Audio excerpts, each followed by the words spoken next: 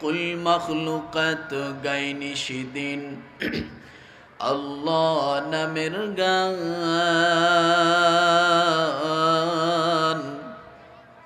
তোমার নামে এতই মধু ওগো আল্লাহ মেহেরবান। আকাশ বাতাস চন্দ্র তারা তোমার নামে আত্মহারা। সাগর পাহাড় ঝর্ণা নদী গায় তোমারি গান। তোমার নামে এতই মধু ওগো আল্লাহ মেহেরবান। মরণ নিশ্চিত জেনে বরণ করলো যারা, মরণ নিশ্চিত জেনে বরণ করলো যারা, জীবনের জয়গান।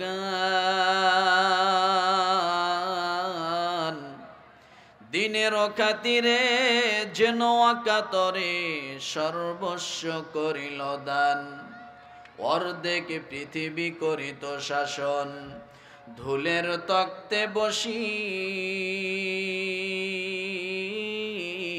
খেজুর পাতার প্রাসাদ খানি গেছে বারে বারে খসি।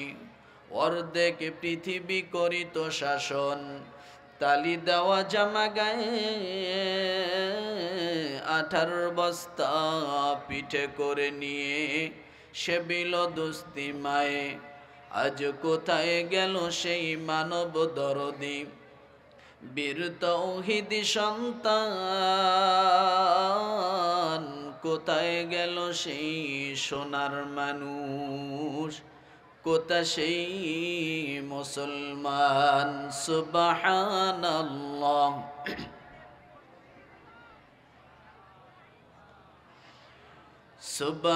সুবহানাল্লাহ আলহামদুলিল্লাহ লা ইলাহা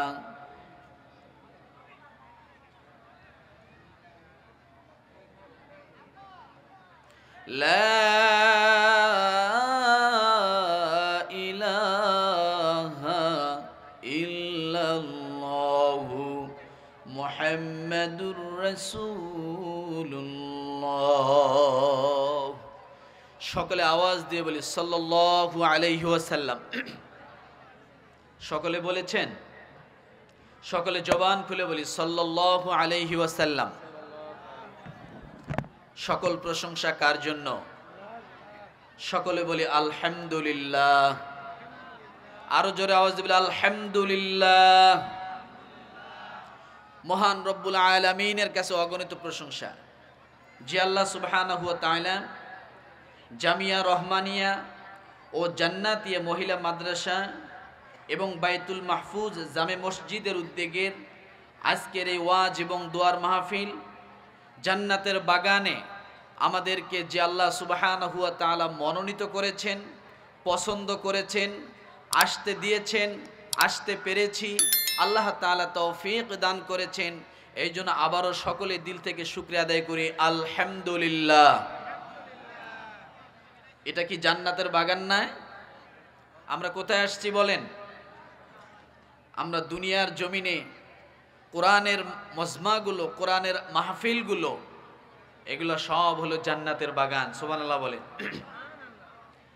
এখানে আসতে পারা খুশি না বেজার? জোরে বলেন। খুশি। আল্লাহ যাকে মনোনীত করেছেন সেই বান্দা মনোনীত করেননি, তারা এখানে আসতে পারবে না। আল্লাহ তাআলার ইশারা, আল্লাহ তাআলার পছন্দ লাগবে।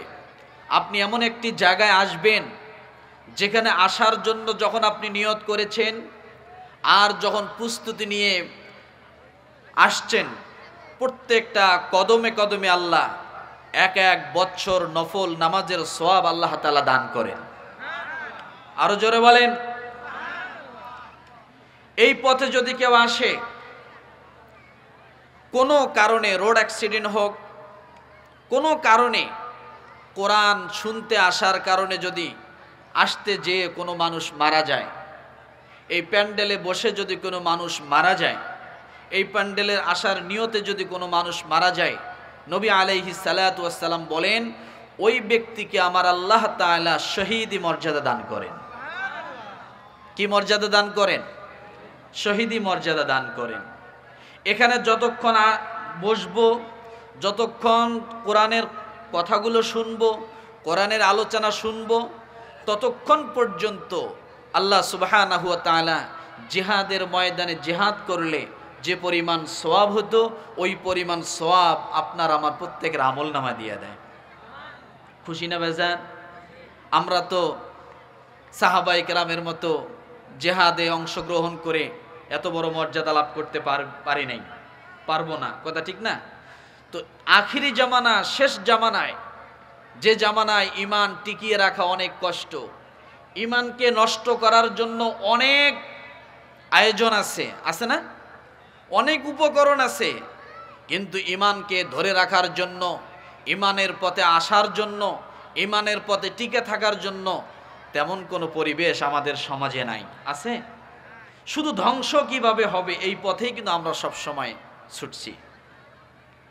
যার কারণে আজকের এই দিনের এই মাহফিলগুলো, এই কোরআনের আয়োজনগুলো সব হলো জান্নাতের বাগান। সুবহানাল্লাহ বলেন, আরো জোরে বলি সুবহানাল্লাহ। রাসূল সাল্লাল্লাহু আলাইহি ওয়াসাল্লাম বলেছেন, এমন একটা জামানা আসবে ঈমান ধরে রাখা কষ্ট হয়ে যাবে, অথচ আগুনের কয়লা হাতে রাখা সহজ হয়ে যাবে। বাস্তবতা তাই, কথা ঠিক না? আপনি যেদিকে তাকাবেন, ডাইনে বামে সামনে পিছনে, কোথাও আপনি তাকাইলে নিজেকে ঈমানদার মুসলিম সমাজ বলে দাবি করা যায় না। যায়? শুধু গুনাহ, ডাইনে গুনাহ, বামে গুনাহ, সামনে গুনাহ, পিছনে গুনাহ, সর্ব অবস্থায় সর্ব জায়গায় শুধু গুনাহ আর গুনাহ। কিন্তু আমার আল্লাহ সুবহানাহু ওয়া তাআলা কুরআনুল কারিমে বললেন যে এই জামানাতেও, এই সময়েও কোনো মানুষ যদি একটা আলিফকে আলিফ বলে, তো আল্লাহ সুবহানাহু ওয়া তাআলা খুশি হয়ে বান্দার আমলনামায় 10টা নেকি দান করে। কয়টা নেকি বলেন? 10টা নেকি দান করে, 10টা সওয়াব তাকে খুশি হয়ে দান করে। আল্লাহ তাআলা আরেক জায়গায় বলেন, মান জা বিল হাসানাতি ফালাহু আশরু আমসালিহা। মুমিনের 10টা নেকি, 10টা নেকি নয়, এটাকে আমি আল্লাহর 10 গুণ বৃদ্ধি করে দিয়ে এটাকে শতকে হাজারে পরিণত করে দিই। তাহলে আমরা কি শুনতে এসেছি বলেন? কোরআন, কথা ঠিক না? কোরআনের সাথে সম্পর্ক আছে কতজনের? সকলের আছে? হাত উঁচু করে দেখান, আল্লাহ কবুল করুক বলে আমিন। কোরআনের সাথে সম্পর্ক রাখা দরকার আছে না নাই? এই পৃথিবীর জমিনে যদি কোরআন না থাকতো, আলেম ওলামা না থাকতো, তাহলে আমাদের এমন একটা পরিস্থিতি হয়ে যেত যে কুকুর যেমন রাস্তার কিনারে মারা গেলে মেথর দিয়ে, মুছি দিয়ে, বিভিন্ন ময়লা যারা পরিষ্কার করে এই সমস্ত লোকদেরকে দিয়ে কুকুরের পায়ের মধ্যে রশি বেঁধে টেনে হিসড়ে ডাস্টবিনে ফেলানো হয়। যদি আলেম ওলামা না থাকতো, এমন একটা সময় আসতো আমাদেরকে কুকুরের মতো পায়ে রশি বেঁধে টেনে হিসড়ে ডাস্টবিনে ফেলানো ছাড়া কোনো উপায় ছিল না। কথা বলেন না? কুকুর আর মানুষ, তার শেষ সময়ের যে পরিস্থিতি একই হয়ে যেত। কিন্তু আজকে নায়েবে নবী, নায়েবে রাসূল যারা আছেন, তারা আছেন বিদায়, কোরআন আছে বিদায়, ইলম আছে বিদায়, মাদ্রাসা আছে বিদায় আমরা এখনো নিজেকে মানুষ বলে দাবি করতে পারি। তা না হলে আমাদের মাঝে মানুষ হিসেবে পরিচয় দেওয়ার কোনো অস্তিত্বই থাকতো না। যে সমস্ত দেশে কোরআন নেই, ইসলাম নেই, মুসলমান নেই, তারা কুকুরের থেকেও নিকৃষ্ট হয়ে গেছে। হয়েছে কি হয় নাই বলেন? কুকুরের থেকেও নিকৃষ্ট। পুরুষে পুরুষে বিবাহ দিচ্ছে, আছে না? এ কাজ কি কোনো কুকুর করে বলেন? কোনো কুকুর এ কাজ করে না, কিন্তু মানুষ হয়ে কাজ করতে চায়। কেন করতেছে? কারণটা কি? কারণ হলো একটাই, ইসলামের বাণী সেখানে নাই, ইসলামের শিক্ষা সেখানে নাই, ইসলাম সেখানে নাই। যার কারণে মানুষ এখন মানুষ হয়ে পুরুষ পুরুষ বিবাহ করে, যে কাজটা কখনো কোনোদিন একটা কুকুর প্রাণী এটাও পছন্দ করে না, এটাও করে না। তাহলে আমরা সত্যিকারের মানুষ হতে চাই, তাই না? আল্লাহ পাক রব্বুল আলামিন সত্যিকারের মানুষ হওয়ার জন্য রব্বুল আলামিন ডাক দিয়ে বলেন, আর রহমান আল্লামাল কুরআন খালাকাল ইনসান আল্লামাহুল বায়ান। যখন এই কোরআনুল কারীমের আয়াতগুলো শুনবেন, ঈমান বাড়ে না কমে? কথা বলে, ঈমান বাড়ে না কমে? ঈমান বাড়ে। আল্লাহ পাক রব্বুল আলামিন বলেন, ইন্নামাল মুমিনুনা আল্লাযীনা ইযা যুকিরাল্লাহু ওয়াজিলাত কুলুবুহুম ওয়া ইযা তুলিয়াত আলাইহিম আয়াতুহু যাদাতুহুম ঈমানান ওয়া আলা রাব্বিহিম ইয়াতাওয়াক্কালুন। রব্বুল আলামিন ডাক দিয়ে বলেন, নিশ্চয় যারা মুমিন হয়েছে, যারা মুমিন হওয়ার সার্টিফিকেট পেয়েছে, যারা ঈমান গ্রহণ করেছে, ওই সমস্ত মানুষগুলোর সামনে আমি আল্লাহ রব্বুল আলামিনের নাম যখন ঘোষণা করা হয়, তাদের সামনে যখন আমার জিকির করা হয়, আমার প্রশংসা করা হয়, আমার নামগুলো নেওয়া হয়, তাদের দিলের মধ্যে যখন আমার নামের জিকিরে থাকে, তখন তাদের দিলগুলো নরম হয়ে যায়, সংকুচিত হয়ে যায়, আল্লাহওয়ালা দিলে পরিণত হয়ে যায়, আল্লাহর সঙ্গে বান্দার কানেকশন হয়ে যায়। এরপর রব্বুল আলামিন বলেন, ওয়া ইযা তুলিয়াত আলাইহিম আয়াতুহু যাদাতুহুম ঈমানান ওয়া আলা রাব্বিহিম ইয়াতাওয়াক্কালুন।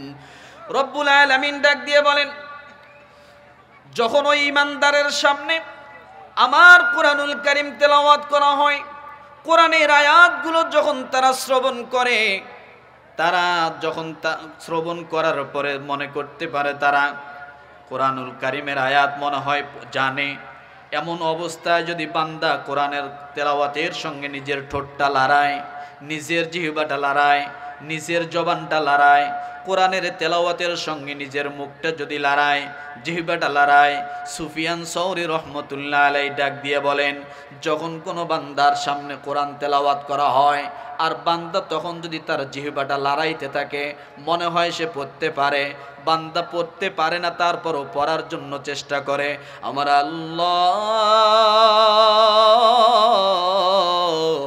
ডাক দিয়ে বলে, আমার রহমতের ফেরেশতারা কোথায়? রহমতের ফেরেশতারা আল্লাহকে ডাক দিয়ে বলে, লাব্বাইক আল্লাহ, আমরা উপস্থিত।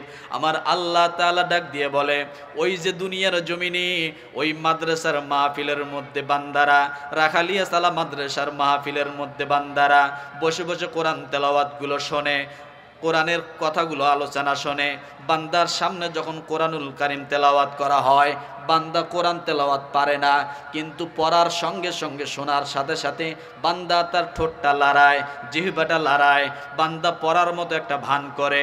ও আমার ফেরেশতারা শোনো, আমার ওই সমস্ত বান্দাদের জন্য তোমরা দুনিয়ার জমিনে নাজিল হয়ে যাও। বান্দা পড়ার জন্য চেষ্টা করে কিন্তু পড়তে পারে না, কিন্তু আমি আল্লাহ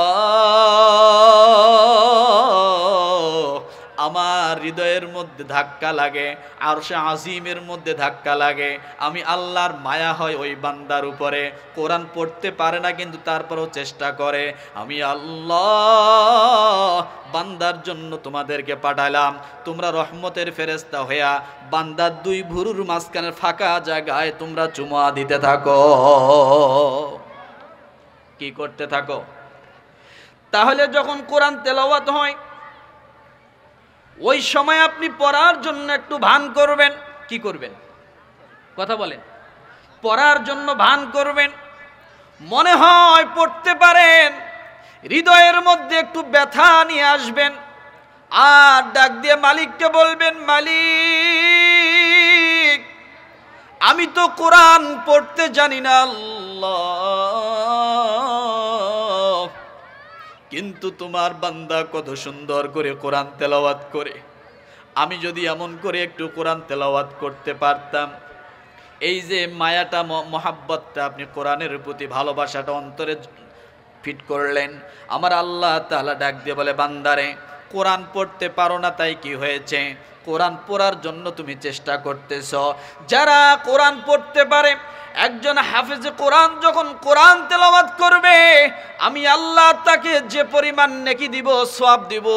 ও বান্দা, তুমি কোরআন তেলাওয়াত করতে জানো না, কিন্তু চেষ্টা করতেছ, ঠেকিয়ে ঠেকিয়ে তুমি পড়তেছ, মনের মধ্যে ব্যথা নিয়ে তুমি কোরআন তেলাওয়াতের জন্য তুমি চেষ্টা করো।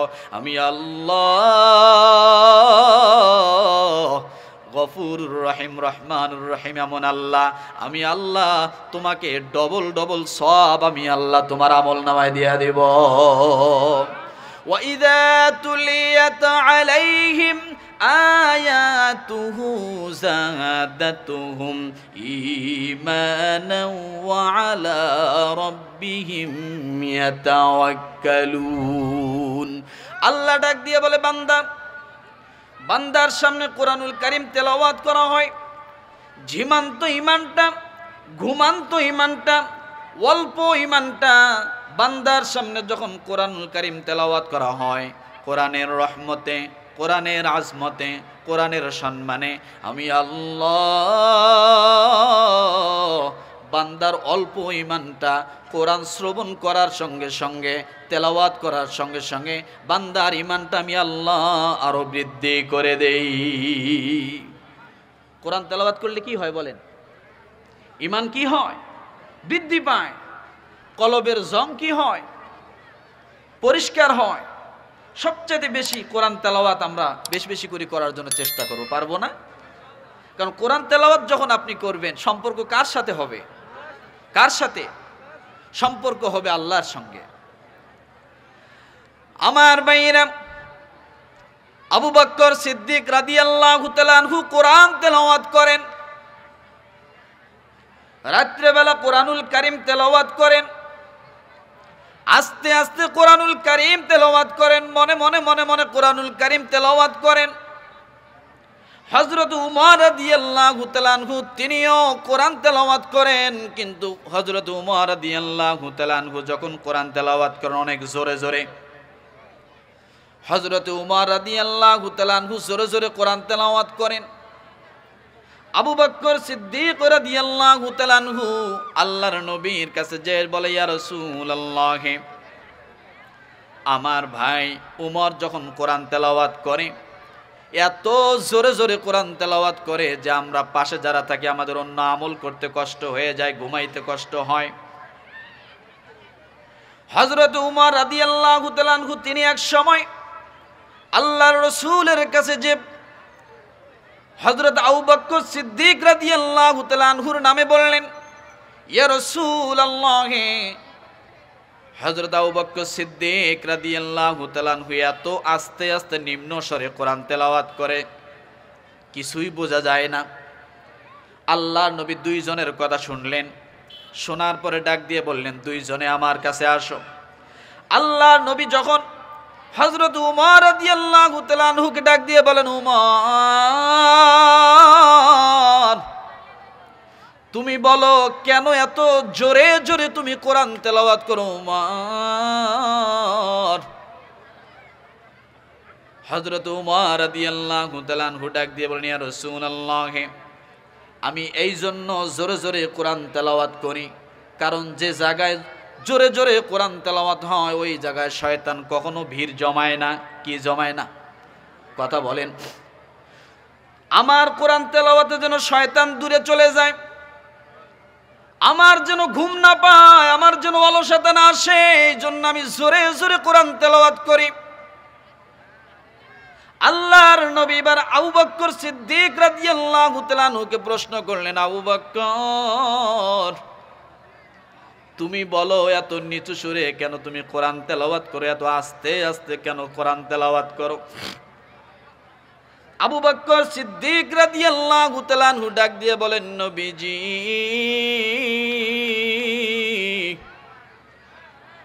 আমি যখন কোরআন খুলে বিসমিল্লাহির রহমানির রহিম বলে যখন কোরআন তেলাওয়াত করি, এই কোরআন তেলাওয়াত তো হলো আল্লাহর সঙ্গে কথা বলা, কথা ঠিক কিনা? যে ব্যক্তি কোরআন তেলাওয়াত করে সে কার সঙ্গে কথা বলে? জোরে বলেন, কার সঙ্গে কথা বলে? আল্লাহর সঙ্গে কথা বলে। আবু বকর সিদ্দিক রাদিয়াল্লাহু তাআলা আনহু ডাক দিয়ে বলেন, নবীজি, আমি যখন কোরআনুল কারীম তেলাওয়াত করি প্রতিটা হরফে হরফে আমি আল্লাহর নূর দেখতে পাই। আমি আবু বকর আল্লাহর সঙ্গে গোপনে কথা বলি। আমি যখন কোরআন নিয়ে কথা বসি তখন আমার আল্লাহ যেমন মনে হয় আমার সামনে আছে। আমি যখন কোরআনুল কারীম গুলো তেলাওয়াত করি, আয়াতগুলো তেলাওয়াত করি, একটি একটি করে লাইন, একটি একটি করে আয়াত যখন আমি তেলাওয়াত করি নবীজি, আমার আল্লাহ তাআলা আমার আয়াতের সঙ্গে সঙ্গে তেলাওয়াতের সঙ্গে সঙ্গে আল্লাহ তেলাওয়াত করে, বলেন সুবহানাল্লাহ। আল্লাহু আশাদ্দু যুনান ইলার রাজুলিল হাসানিস সাউতি বিল কুরআন মিন সাহিবিল কাইনাতি লা কাইনাতিহি রাওয়াহু ইবনু মাজাহ। আল্লাহর নবী ডাক দিয়ে বলেন, দুনিয়ার মানুষ, একজন মানুষ যখন কোরআন তেলাওয়াত করে, গভীর মনোযোগ, একজন মানুষ যখন কোরআন তেলাওয়াত করে, আপনারা গভীর করে খেয়াল করে দেখবেন, মাদ্রাসার গুলার মধ্যে যে দেখবেন কোরআন শরীফ রয়েছে রেহেলে। কোথায় কোথায় কোরআন শরীফ রয়েছে রেহেলে। 5 বছরের বাচ্চা, 7 বছরের বাচ্চা, ছোট ছোট বাচ্চারা যখন কোরআন তেলাওয়াত করে তখন বান্দা সামনে হেলে আর দোলে। এ দৃশ্য দেখেছেন না কিনা? দেখছেন কিনা বলেন? এইভাবে হেলে আর দোলে, হেলে আর দোলে, হেলে আর দোলে কোরআন পড়ে। বাচ্চা শুধু নয়, আপনি মুরব্বী যখন মসজিদের মধ্যে একটা কোরআন নিয়া আপনি যখন কোরআনটা সামনে নিয়ে পড়বেন, অটোমেটিক আপনার শরীরের দোলনা শুরু হয়ে যাবে। যায় কি যায় না? আরো জোরে বলেন, যায় কি যায় না? অটোমেটিক আপনার শরীর থেকে দোলনা শুরু হয়ে যাবে। আল্লাহ পাক রব্বুল আলামিন ডাক দিয়ে বলেন, বান্দা, আমার বান্দাটা যখন কোরআন খুলে বিসমিল্লাহির রহমানির রহিম বলিয়া কোরআন খুলে ফেলে, বান্দা যখন আলহামদুলিল্লাহি রাব্বিল আলামিন বলে কোরআন তেলাওয়াত শুরু করে দেয়, ও দুনিয়ার মানুষ তোমরা শুনে রাখো, এই পৃথিবীর জমিনে সবচাইতে বড় গায়ক যে আছে, যার গান শোনার জন্য মানুষ হাজার হাজার টাকা দিয়ে টিকিট কেটে গান শোনে, এরকম আছে না নাই? আজকে যদি এলাকায় একটা শিল্পী আসতো, মানুষ কম হতো না বেশি হতো? জোরে বলেন, বেশি হতো। জায়গা দেওয়া যেত না, মেলার মধ্যে কেউ ঘুরতো না, দোকানপাটে ঘুরতো না, এই রকম প্যান্ডেল চতুর্দিক দিয়ে কাপড় দিয়ে বাঁধা লাগতো না, সব খুলে দেওয়া লাগতো। কথা ঠিক কিনা? আল্লাহ পাক রব্বুল আলামিন ডাক দিয়ে বলে, রে দুনিয়ার মানুষ, হতে পারে গরিব, হতে পারে শহরের মানুষ, হতে পারে গ্রামের মানুষ, হতে পারে ছোট বাচ্চা, হতে পারে একজন মুরব্বী, হতে পারে মূর্খ এবং কালোর ফর্সা, কোনো যায় আসে না। একজন মানুষ যখন কোরআনুল কারীম তেলাওয়াত করার জন্য প্রস্তুতি নেয়, আর যখন কোরআন খুলে খুলে বান্দা কোরআন তেলাওয়াত করে, আমার আল্লাহ তাআলা সঙ্গে সঙ্গে ডাক দিয়ে বলে, আমি আরশে আজিম থেকে জমিনে নাজিল হয়ে যাই। কি হয়ে যায়? আরশে আজিম থেকে জমিনে নাজিল হয়ে যায়। অথবা আরশে আজিম থেকে ওই কোরআন তেলাওয়াতকারী বান্দাটাকে আমি আল্লাহ ডাক দিয়ে বলি, বান্দারে, আমি আল্লাহ আমার রহমতের হাত তোমার পিঠের মধ্যে লাগায়া দিলাম, তুমি কোরআন তেলাওয়াত করো। দুনিয়ার কোন মানুষ যদি না শোনে, তারপরও আমি আল্লাহ তোমার তেলাওয়াত শোনার জন্য হাজির। আরো জোরে বলেন। আল্লাহ তখন বান্দার পিঠের মধ্যে রহমতের কুদরতি হাত দিয়ে বলে, বান্দা আমি হেলাইতে থাকি, দোলাইতে থাকি, আর তুমি পড়তেই থাকো। একজন মানুষ কোনোদিন পেপার পড়তে যায় দোলে না? দোলে নাকি? কথা বলেন। একজন মানুষ যখন পেপার পড়ে, আজকের প্রধানমন্ত্রী, আজকের প্রধান উপদেষ্টা, অমুক তমুক, এইরকম ভাবে দোলে। কেউ যদি দোলে, আপনি বলবেন তো 14 গোষ্ঠী কি পেপার পড়ে নাই কোনোদিন? পেপার পড়তেছ আবার দুলতেছো কে? কথা ঠিক না? কিন্তু একজন মানুষ পেপার পড়তে গেলে দোলে না, একজন মানুষ বড় ভালো উপন্যাস পড়তে গেলে দোলে না, একজন মানুষ দুনিয়ার জাগতিক শিক্ষার যত বই আছে সব বই পড়ার সময় বান্দা দোলে না। কিন্তু যখন বান্দা কোরআন হাতে নাই, কোরআন হাতে নিয়ে যখন তেলাওয়াত শুরু করে দেয়, সঙ্গে সঙ্গে বান্দা হেলা শুরু হয়ে যায়, দোলনা শুরু হয়ে যায়। আল্লাহ বলে, বান্দারে আমি রহমতের কুদরতির হাত তোমার গায়ের মধ্যে দিলাম, বান্দা এবার তুমি দুলতে থাকো, হেলতে থাকো আর পড়তে থাকো। কেন বান্দা দুলবে, কেন বান্দা হেলবে? প্রতিটা দোলনার বিনিময় আমার আল্লাহ তাআলা ডাক দিয়ে বলে, আসমান থেকে বান্দার জন্য আমি আল্লাহ সকিনা অবতীর্ণ করে দেয়। কি অবতীর্ণ করে দেয়? আসমান থেকে নাজিল হয়ে যায় সকিনা, বান্দার জন্য রহমত নাজিল হয়ে যায়। ও ভাই, কোরআনের সঙ্গে যদি আপনি সম্পর্ক রাখেন, আপনার দাম বেড়ে যাবে, যাবে কি যাবে না? কথা বলেন, যাবে কি যাবে না? সাধারণ আমাদের সমাজে দেখা যায় একজন মানুষ যখন মারা যায় আর তার কাফনের কাপড় যখন লোকটার গায়ে লাগানো হয়, হয়তো 1 গজ কাপড়, আধা গজ কাপড় মানুষটার কাফনের কাপড় থেকে বেঁচে গেছে, কথা ঠিক না? ওই মাইয়াতের আত্মীয় স্বজন সকলেই মিলে বলে, এই কাফনের কাপড় যেটুক বেঁচেছে এটুক কি করবা? বলে, মাদ্রাসায় দিয়ে আসো, মসজিদে দিয়ে আসো। বলে কি বলে না? কথা বলেন। ওই লোকের কাফনের কাপড় মাদ্রাসায় কি করবে, মসজিদে কি করবে? ও আল্লাহর বান্দা, কাফনের কাপড়ের গজ হলো 100 টাকা হতে পারে, কিন্তু ওই বাড়তি কাফনের কাপড়টা মসজিদে ইমাম সাহেবের হাতের মধ্যে দিয়ে আসে অনেকেই। ডাক দিয়ে বলে, হুজুর এই যে কাফনের কাপড় একটু বেড়েছে, আপনি কাফনের কাপড়টা রাখেন। হুজুর যদি প্রশ্ন করে, আমি কাফনের কাপড় বাড়তিটুকু দিয়ে কি করব?